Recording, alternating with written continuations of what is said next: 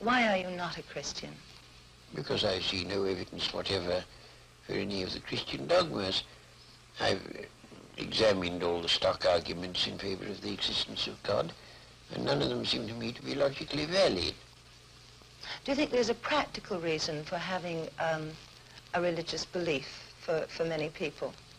Well, there can't be a practical reason for believing what isn't true. That's quite, at least I rule it out as impossible. Either the thing is true or it isn't. If it is true, you should believe it, and if it isn't, you shouldn't. And if you can't find out whether it's true or whether it isn't, you should suspend judgment. But you can't, it seems to me, a fundamental dishonesty and a fundamental treachery to intellectual integrity to hold a belief because you think it's useful and not because you think it's true. Well, I was thinking of those people who find that some kind of religious code helps them to live their lives. It gives them a very strict set of rules, the rights and the wrongs. Yes, but you know, those rules are generally quite mistaken.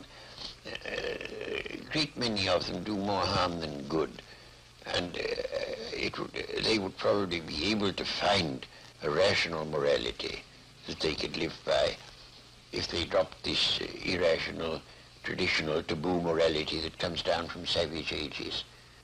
But are we, perhaps the ordinary person, perhaps isn't strong enough to find this own personal ethic? They have to have something imposed upon them from outside. Oh, I don't think that's true. And what is imposed on you from outside is of no value whatever. Doesn't count. Well, you were brought up, of course, as a Christian. When did you first decide that you did not want to remain a believer in the Christian ethic? I never decided that I didn't want to remain a believer. I decided between the ages of 15 and 18, I spent almost all my spare time thinking about Christian dogmas and trying to find out whether there was any reason to believe them.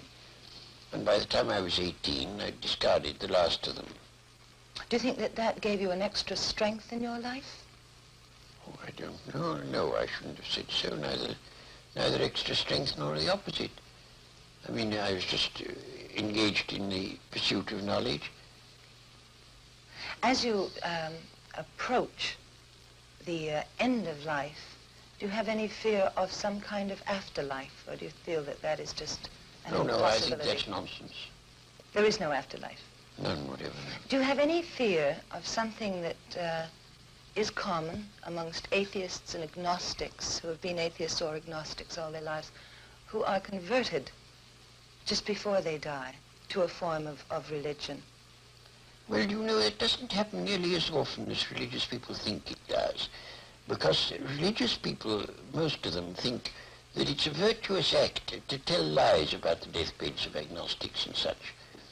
As a matter of fact, it doesn't happen very often.